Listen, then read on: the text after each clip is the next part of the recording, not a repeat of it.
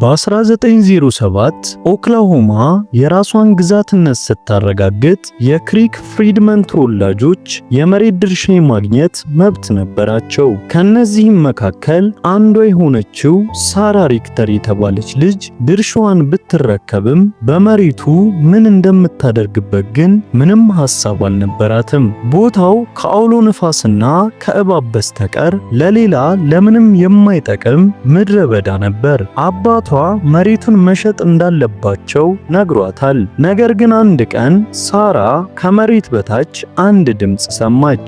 ድምፁ ልክ እንደ ወንዝ የሚፈስ የነዳጅ ድምፅ ነበር። ነገር ግን የሳራ ወላጆች ሊያምኗት አልቻሉም። እነሱ ለራሳቸው ለግብር የሚከፍሉት $30 አጥተው ተጨንቀዋል። ሳራ ግን በሰማችው ነገር እርግጠኛ ነበረች። እንዲህም አለች፣ እግዚአብሔር ይህንን እንድሰማ ጆሮዎችን የሰጠኝ በምክንያት ነው፣ መሬቱንም የሰጠኝ እንዲሁ በምክንያት ነው። በዚህም ሳራና አባቷ ጆ በምስኮጊ የሚገኙ የነዳጅ ኩባንያዎችን መጠየቅ ጀመሩ። ነገር ግን እነዚህ ሰዎች ጥቁር ሰው ወደ ቢሮአቸው እንዲገባ እንኳን አይፈቅዱም ነበር። ጆንንም ደጋግመው ያስወጡታል። ጆ ፓን ኦክላሆማ ፔትሮሊየም ወደ ተባለው ኩባንያ ሲሄድ እንደ ጽዳት ሰራተኛ ቆጠሩት። በዚሁ ጊዜ ሳራ ውሃ ሲጠማት ወደ አንድ ለነጮች ብቻ ወደ ተፈቀደ ካፌ ገባች።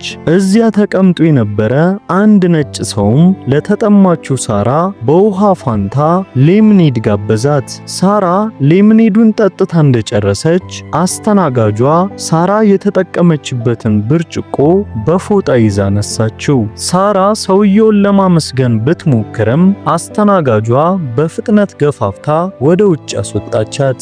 በሌላ በኩል ለጆ የጽዳት ዕቃ ተሰጠው። እሱም እኔ እዚህ የመጣሁት ለጽዳት አይደለም፣ በልጄ መሬት ላይ ነዳጅ ተቆፍሮ እንደሆነ ለመጠየቅ ነው የመጣሁት። ልክ ያኔ ሳራ ዘልቃ ገባች። እንዲህም አለች፣ እኔ 160 ኤከር መሬት አለኝ፣ ከስሩም ነዳጅ አለ። ሳራ ካርታ ማንበብ ስለምችል ቦታውን በካርታው ላይ አመለከተች። ቢግ ጂም አብሯቸው ቦታውን ለማየት ሄደ። እሱም እዚህ መቆፈር በእርግጠኝነት አክሳሪ ሙከራ ነው የሚሆነው፣ ከኩባንያችን ብዙ ገንዘብና ግብአት ይወስዳል። ወደ መሬት ውስጥ በመቶዎች የሚቆጠሩ ጫማዎችን ወደ ጥልቀት መቆፈር አለብን፣ ይሄ ደግሞ ወራትን ይፈጃል። ሳራ ግን መጀመሪያ መሬቱን መከራየት አለብህ አለችው። በብልህነቱ የተደነቀው ቢግ ጂምም መደበኛውን ውል አቀረበ። ለ6 ወራት በአንድ ኤከር 50 ሳንቲም ሰጥሻለሁ። ነገር ግን ሳራ መደበኛው ክፍያ 50 ሳንቲም ሳይሆን $1 እንደሆነ ታውቅ ነበር። በተጨማሪም ከትርፉ የ1/8 ድርሻ ክፍያ ጠየቀች። ቢግ ጂምም እሺ የሚገነፍል ነዳጅ ከተገኘ 8 ድርሻዎችን እሰጥሻለሁ አላት። ሳራ መጀመሪያ ሙሉውን ውል አነበበች። ጆ ስለ ውሉ ሲጠይቃት ስለ ድርሻ ክፍያው አስረዳችው። ስለዚህ ለሚቀጥሉት 3 ወራት ፓኖኪ የተባለው ኩባንያ መቆፈር ጀመረ። ስራው በሙሉ ፍጥነት ቀጠለ።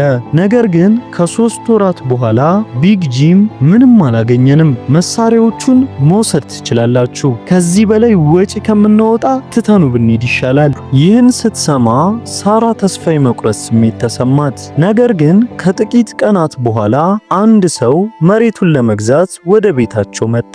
ለጆም ለምን እንደ ትላልቅ ሰዎች አንወያይም አለው። ጆም ሳራን እንድትሄድ ነገራት። ሳራ እየሄደች እያለ መሬቱ የኔ ነው አለች። ወደ ዳር ቆማም ሁሉንም ነገር ታዳምጥ ነበር። ሰውየው ለጆ ለ1 ኤከር $2 አቀረበለት። ጆ ግን የካውንቲው ቢሮ ዋጋው $3 እንደሆነ ነግረውኛል አለ። ሰውየውም እየቀለድክብኝ ነው እንዴ?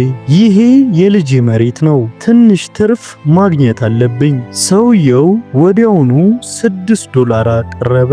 ጆ ፍትሃዊ ዋጋ ነው፣ ግን መጀመሪያ ልጄን መጠየቅ አለብኝ አለ። ገዢው ይህን ሲሰማ ትቶት ሄደ። ነገር ግን ሳራ ይህን ሰው ፓኖኪ እንደላከው ተረዳች። መሬቱ ላይ የሆነ ነገር ማግኘታቸው እርግጥ ነው፣ ለዛም ነው ለራሳቸው የፈለጉት አለች። የሳራ እናት ሩዝ በፍጥነት የመሬቱን ሰነድ አወጣች። ወጣች። ነጮቹ ይህን ሰነድ እጃቸው ካስገቡት በመሬቱ ላይ የፈለጉትን ማድረግ ይችላሉ። መላው ቤተሰብ ሰነዱን መሬት ውስጥ ለመደበቅ እየተጣደፉ እያሉ አንድ መኪና ሲመጣዩ፣ ከዛም እዛው ተደበቁ።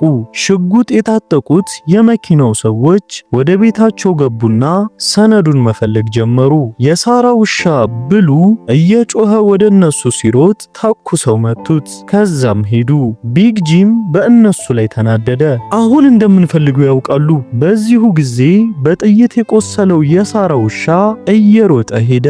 ሳራ ያ ሰነድ እርግማን ነው፣ እኛንም ይተኩሱብናል ስትል እናቷ ሮዝ እግዚአብሔር ያን መሬት በምክንያት እንደሰጠሽ የተናገርሽው እኮ አንቺ ነሽ አለቻት። በሚቀጥለው ቀን ሳራ ውሻዋን ልትፈልግ ወጣች። ያገኘችው ግን የአንገት ገመዱን ብቻ ነበር። ነገር ግን ብሉን ስትፈልግ አንድ የነዳጅ ካምፕ ላይ ደረሰች።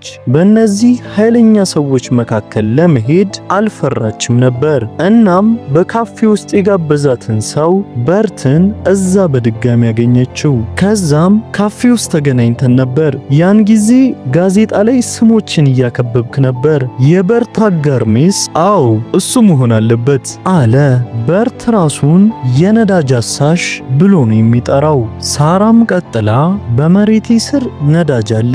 ፓኑኪ የሚባለው ኩባንያ መሬቴን ተከራይቶ ለ3 ወር ከቆፈረ በኋላ ደረቅ ነው አለኝ። አሁን ደግሞ ደረቅ ላሉት መሬት በ1 ኤከር $6 አቅርበው መሬቱን እንድሸጥ ለማታለል አጭበርባሪ ላኩብኝ። ሳራ አሁን ላይ ነዳጁን ለማውጣት የሚረዳት አጋር ፈልጋለች። ከዛ ግን በርት ለዚያ መልካም እድል የኔ ማር ሲላት ሳራ በጣም ተናደደች።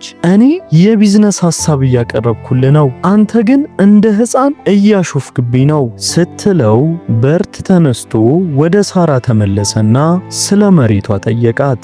በርት ነዳጁን ለማውጣት የራሱ መሳሪያ አልነበረውም።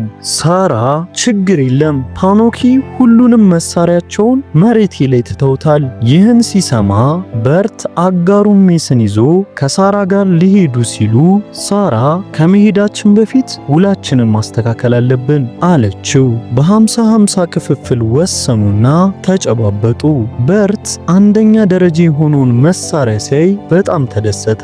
መሬቱም ጥሩ ነው፣ ጥንታዊ የአንቲክላይን ጉልላት አይነት ነው አለ። በርት የሳራን ወላጆች ፈቃድ አግኝቶ መቆፈር ጀመረ። ፓኖኪ አስቀድሞ 1000 ጫማ ጥልቀት ቆፍሮ ነበር። ከቀናት በኋላም ቦታውን አዲስ ስም ሰጡት፣ የሳራ ነዳጅ። አንድ ቀን እያወሩ ሳለ በርት ሜስና እኔ በወርቅና በብርን የጀመርነው አሁን ደግሞ ወደ ነዳጅ ተሸጋግረናል፣ ሁሉንም ሰርተናል። አንድ ጊዜ በገነፈለ ነዳጅ 70 ሺህ አግኝቼ ነበር። ከዚያም በሚቀጥለው ደረቅ ጉድጓድ ሁሉንም አጣሁት። እዚህ ነዳጅ እንዳለ እርግጠኛ ነበሩ። ጥያቄው ምን ያህል የሚለው ነበር። ልክ ያኔ ቢግ ጂም መጣ። ሜስ ወደ ውስጥ ሮጦ ሽጉጡን አወጣ። ቢግ ጂም ይህ የኔ መሬት ነው፣ እንድትወጡ 20 ደቂቃ ሰጣችኋለሁ አለ። የኪራይ ውሉን ይዟል። ቀኑን ግን አደብዝዞ ቀይሮት ነበር። ሳራ ይህ ሽወዳ ትምህርት ቤት ውስጥ እንደሚኮርጁ ልጆች አይነት ነው አለችው። በርት ሽጉጡን በቢግ ጂም ላይ ደገነ። ቢግ ጂምም በርትን ሴቶችን አታሎ ገንዘባቸውን የሚወስድ አጭበርባሪ ሲል ጠራው። ለሳራም በ1 ኤከር $20 አቀረበላት። ነገር ግን ሳራ እኔ አልሸጥም አለችው። የቢግ ጂም መምጣትም በርትን እዚህም ብዙ ነዳጅ እንዳለና እነሱም ለዛ ሊመቷቸው እየተዘጋጁ እንደሆነ እንዲገነዘብ አደረገው።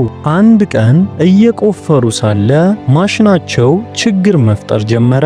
በርት ሜስን ማሽኑን እንዲያቆመው ነገረው። ሁሉም ማሽኑ ይፈነዳል ብለው ፈርተው ነበር። ሜስ ከታች ፈትሾም ማሽኑ እንደተቀረቀረ ተናገረ።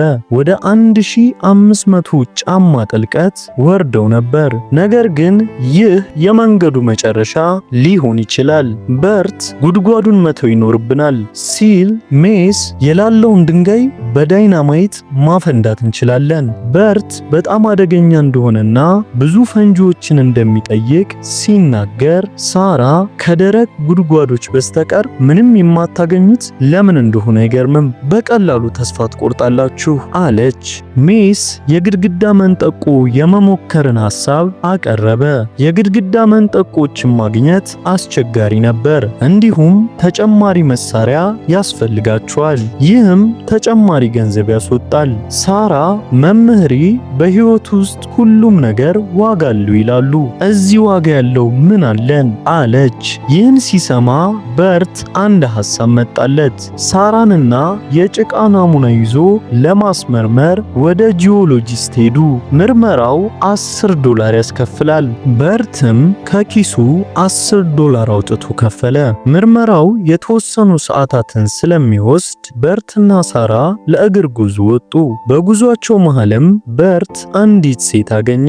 በስሟም የነዳጅ መሬት ሊገዛላት የነበረውን የሞተው ባሏን እንደሚያውቀው ነገራት። በንግግሩ የማለለችው እንስትም እራት ጋበዘችው። ከጥቂት ሰዓታት በኋላ ጂኦሎጂስቱ ነዳጁ ምናልባት ጥቂት ተጨማሪ ሺህ ጫማዎች ዝቅ ብሎ እንደሚገኝና በጨዋማ ውሃ በከፍተኛ ሁኔታ ስለተበከለ ጥራት ያለው እንዳልሆነ ነገራቸው። በርትና ሳራ በድጋሚ ተስፋ ቆረጡ።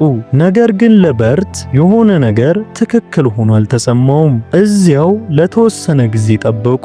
ጂኦሎጂስቱ ወደ ውጪ እንደወጣ በርት ያዘው። ወዴት እየሄድክ ነው? ጂኦሎጂስቱ ናሙናውን ወደ ፓኖኪ እየወሰደ ነበር። እነሱ ጉቦ ሰጥተውታል። አሁን ናሙናውን በትክክል ማስመርመር አለባቸው። በርት ቆይ አንድ የማውቀው የኩን ሽማግሌ አለ፣ ወደሱ እንሂድ አላት። የተጠቀመው ቃል የዘረኛ ስለነበር ሳራ ስትናደድ በርት የተሳሳተ ነገር እንደተናገረ ተረዳ። ከዛም ይቅርታ ጠየቃት። እሷም እንዲህ አይነቱ ንግግር ለአንዳንድ ሰዎች የተለመደ ነው፣ ግን እኔ እኮ እንደዛ አይደለሁም። ከፊት የሚመጣው ከተማ ታፍት ነው፣ የጥቁሮች ከተማ፣ የኔ ከተማ አለችው።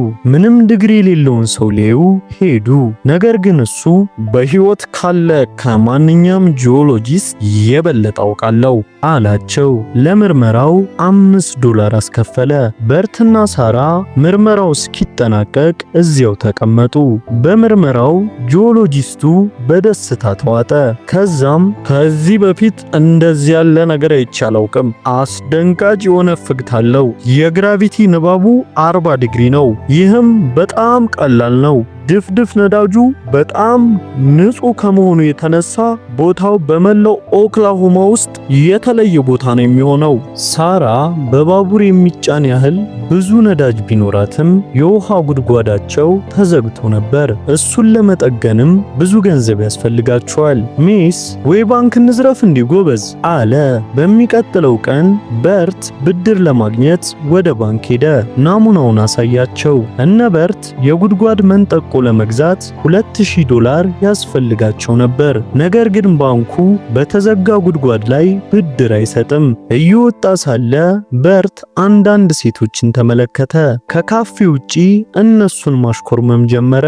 አንዷን ሴት ከሌላዋ እያስከተለ ወደዚያው ካፌ ወሰዳቸው። ሳራ ይህን ሁሉ ከርቀት ትመለከት ነበርና ቀጥታ ወደ እነሱ ሄዳም እኔ የበርት የቢዝነስ አጋር ነኝ፣ መሳሪያ እንፈልጋለን፣ ግን ዋጋው በጣም ውድ ነው። በርት እኮ ሌላም ሴት እያነጋገረ ነበር፣ ግን እሷን እንዳንቺ ወደዳት አይመስለኝም አለች።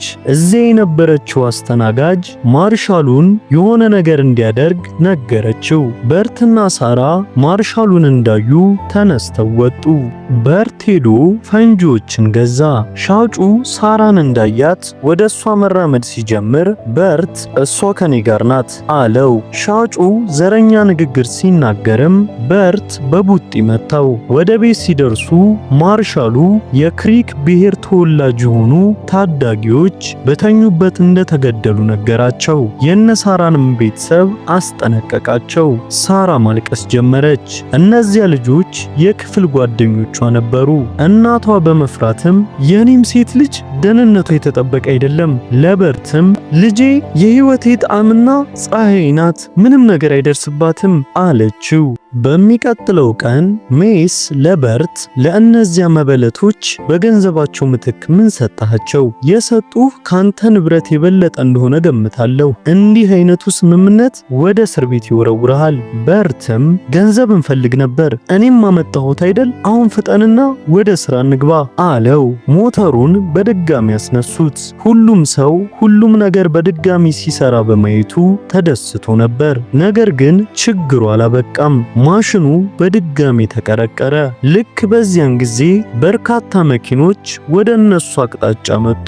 የፓኖኪ የህግ አማካሪ ለበርት አንዳንድ ወረቀቶችን ሰጠው። የፓኖኪን መሳሪያዎች በሙሉ ለመመለስና በነዳጁ ላይ ያላቸውን መብት ለመጠየቅ የቀረበ የህግ ሰነድ ነበር።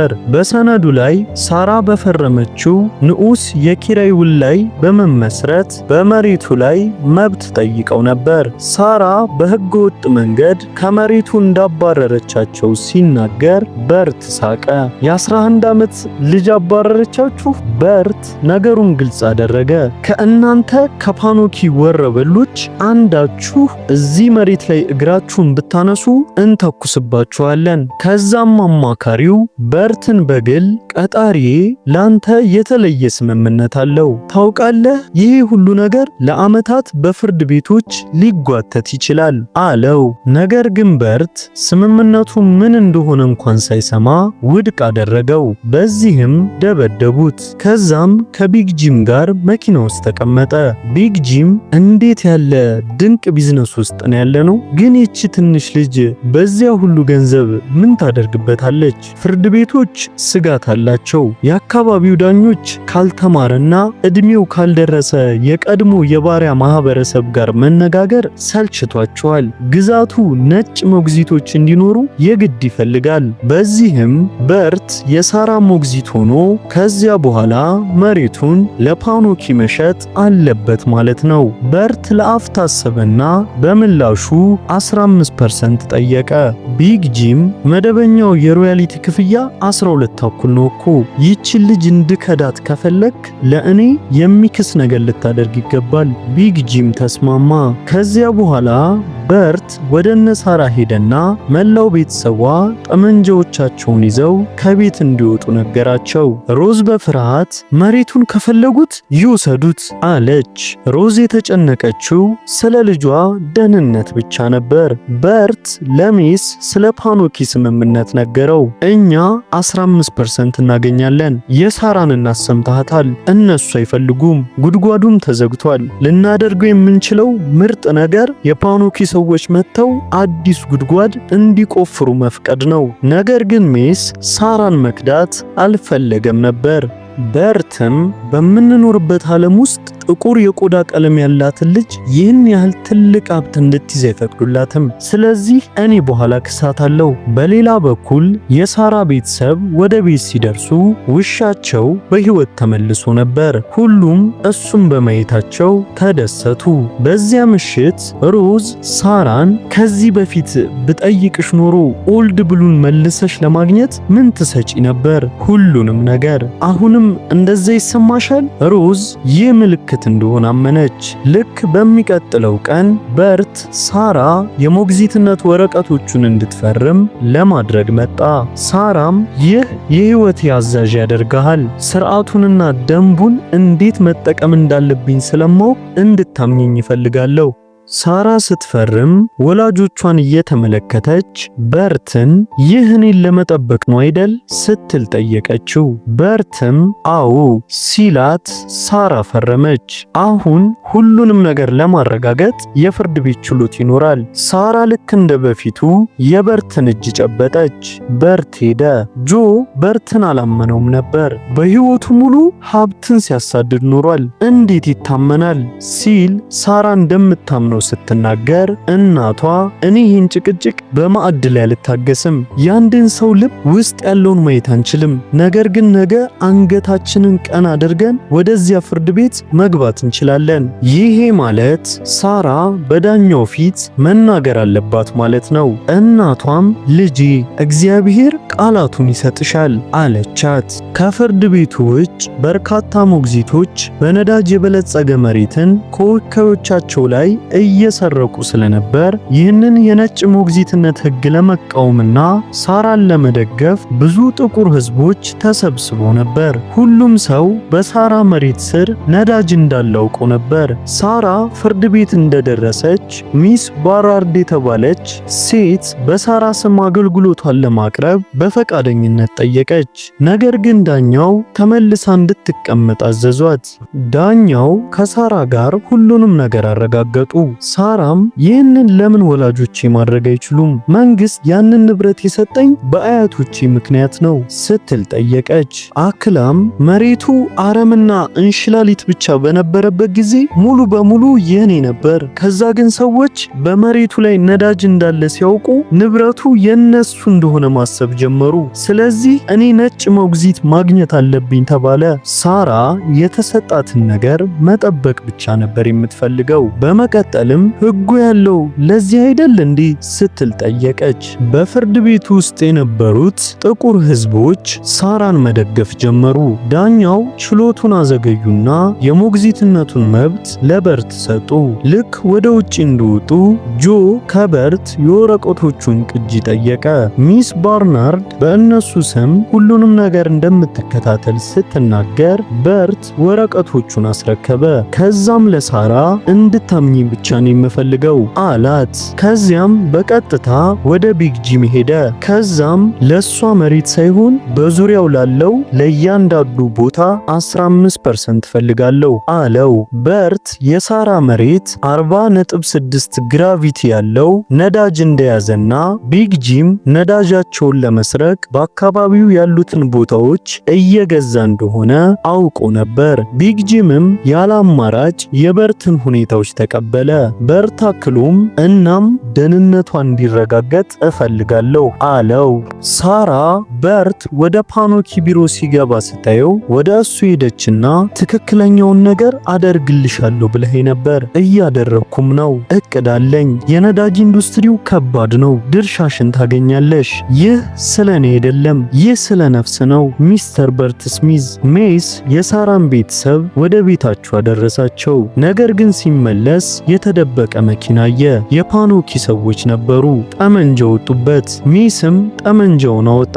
ከዛ ግን አጥቂዎቹ ሁለት ስለነበሩ ገደሉት። የጥይት ድምፁን ስትሰማ ሮዝ ሁለቱን ልጆቿን ወደ ክሪክ ኔሽን ግዛት እንዲሮጡ ነገረቻቸው። የፓኖኪ ሰዎች ከቤታቸው ውጪ ደርሰው ነበር። ሮዝ ቢሎ ያዘች፣ ጆም ጠመንጃውን ያዘ። ከአፍታ በኋላ በርት የፓኖኪ ሰዎች ሲሄዱ አየ። ሚስ ባርናርድን አገኛት። ሚስተር ፋር የተባለ ጋዜጠኛን ከሳራ ጋር ለማገናኘት ይዘው እየሄደች ነበር። በርት እሱንም አብራ እንድትወስደው ጠየቃት። ቦታው ላይ ሲደርሱ ጆ ከነጠመንጃው ወጣና የፓኖኪ ሰዎች ለሳራ መጥተው እንደነበር ነገራቸው። እንዲሄዱ ለማድረግ መተኮስ ነበረብኝ። በርት ሚስን ፍለጋ ወጣ።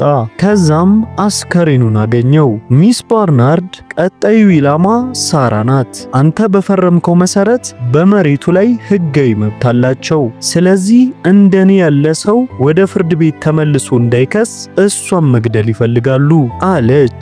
በርትም ወደዚያ ዳኛ ተመልሰን ሞግዚትነቱን ብንሰርዘውና ላንቺ ብንሰጥሽ ምን ይከሰታል? ለዚያ ደግሞ ሳራን ማግኘት አለባቸው አለ። ሳራ ትንሹ ወንድሟና ውሻው የእናታቸውን መመሪያ በመከተል በሳውዝሪም በኩል ወገናቸውን እየጠበቁ ነበር። የፓኖኪ ሰዎች ወደ ክሪክ ግዛት ገብተውም ስለ ጥቁሯ ታዳጊ ጠየቁ። እኛ የምንፈልገው ልጅቷን ብቻ ነው። ምንም ምላሽ ባለማግኘታቸው ወደፊት ቀጠሉ። በሌላ በኩል ሳራ ኢየሱስ ሆይ እርዳኝ ብላ እየጸለየች ነበር። እናም በዚህ ጊዜ አንድ መኪና ወደ እሷ ሲመጣ አየች። ነገር ግን መኪናው የፓኖኪ ወረበሎች ነበር። ሳራ ወንድሟን እንዲሮጥ ነገረችው። ወረበሎቹ ወደ እነሱ መተኮስ ጀመሩ። ነገር ግን ልክ በዚያን ጊዜ የጎሳው ፖሊሶች ደረሱ። የሳራም ወላጆች ከእነሱ ተከትለው ደረሱ። ሮዝ ከልጆቿ ጋር ተገናኘች። ሳራም ስለ ሜስ መገደል አወቀች። በርት ስለ ሁሉም ነገር ይቅርታ ጠየቃት። ባርናርድ ወደ ዳኛው ሄዳም የታዳጊዋ ሞግዚትነት እንደገና መታየት እንዳለበትና ሕይወቷ አደጋ ላይ ስለሆነ አሜሪካ ጉዳዩን እየተመለከተች እንደሆነ ተናገረች። ጠየቀች። ዳኛው ነገሩን ተረዱ። በሰነዶቹ ውስጥም ስህተት አገኙ። በርት ከኦክላሆማ አልነበረም ከቴክሳስ እንጂ። ነገር ግን በሰነዶቹ ውስጥ የኦክላሆማ ነዋሪ እንደሆነ ተናግሮ ነበር። ሙሉ የኦክላሆማ ነዋሪነቱን ማረጋገጥ ስላልቻለም ሞግዚትነቱ ውድቅ ሆነ። ሳራም ሚስ ባርናርድን ሞግዚቱ አደረገች። ዳኛውም ለፓኖኪ ስለዚህ ጉዳይ ሊያሳውቁ ስለሆነ እነ በርትን ተዘጋጅተው እንዲጠብቁ ነገሯቸው። በርት ፓኖኪን ለማስቆም እቅድ ነበረው። ዳይናማይት አመጣ። ሮዝ ይህ ለምንድን ነው? ይህንን ዳይናማይት 1000 ጫማ ያህል መሬት ውስጥ እንቀብረዋለን። በዚህም ያ ጉድጓድ በራሱ ላይ ይደረመሳል ወይም ደግሞ ተስፋ ስናደርግ የነበረውን ሁሉ ያመጣልናል አላት። በሚቀጥለው ጠዋት ቢግ ጂም ሳራ መሬት ላይ ለመነጋገር ብቻ በማሰብ ከነጭ ባንዲራ ጋር መጣ። በርት ወደ ውስጥ እንዲገባ ፈቀደለት። ሮዝ ሁለቱንም ልጆቿን ደበቀች። ቢግ ጂም እናንተ ሰዎች ጦርነት ትፈልጋላችሁ አለ። ጁም አይ ብቻ አንተ ከዚህ ሂድ አለው። ቢግ ጂም መኪናው ውስጥ መትረይስ ደብቆ ነበርና ሁሉም ተሸሸጉ። ሳራ በፍጥነት ጉድጓድ ውስጥ ያለውን ዳይናማይት አፈነዳችው። ሁሉም ነገር መንቀጥቀጥ ጀመረ። ነዳጁ ከመሬት ተወርውሮ ወጣ። ሳራ በጣም ተደስታ ወደ ነዳጁ ሮጠች። ቢግ ጂም ያ የኔ ነዳጅ ነው ብሎ ሽጉጡን አወጣ።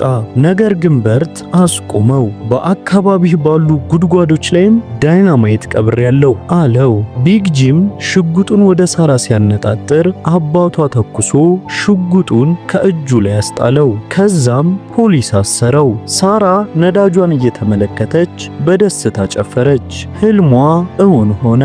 ሁሉም ሰው ድሉን እያከበረ እያለም መበለቷ ብቅ አለች። እንስቷ በርት ገንዘብ የተዋሳት ነበረች። በርት መሄድ ነበረበት። ሳራ ሲሄድ ስታየው ወዴት እየሄድክ ነው አለችው። በርትም መበለቷ ከእሱ ድርሻ 25% እንደምትወስድ አስረዳት። ሳራም ግን እኮ እኛ አጋሮች ነን እረዳሃለሁ አለችው። ነገር ግን በርት የሳራን ገንዘብ መቀበል አልፈለገም ነበር። ሳራ ብዙ የህይወት ትምህርት አስተምሯለች። ሌላ ማንም ሰው አድርጎለት የማያውቀውን ስለ ነፍሱም አስታውሰው ነበር። እኔ ውድ ሀብት አዳኝ ነኝ፣ ሌላ ውድ ሀብት ደግሞ አንዱ ጋር እየጠበቀኝ ነው። ሳራ ብትቃወመውም ተሰናብቷት ሄደ። ከዚያ በኋላ ሳራ ብዙ ነገሮችን አደረገች። ያደረገችው የመጀመሪያው ነገር ግን ያንን የነጮች ብቻ የነበረውን ካፌ ገዝታ ለሁሉም ሰው ክፍት ማድረግ ነበር። ታሪኩ በዚህ አበቃ። በቀጣይ ቪዲዮ እስከምንገናኝ በያላችሁበት መልካሙን ሁሉ እያደረጋችሁ ቆዩልኝ። እወዳችኋለሁ።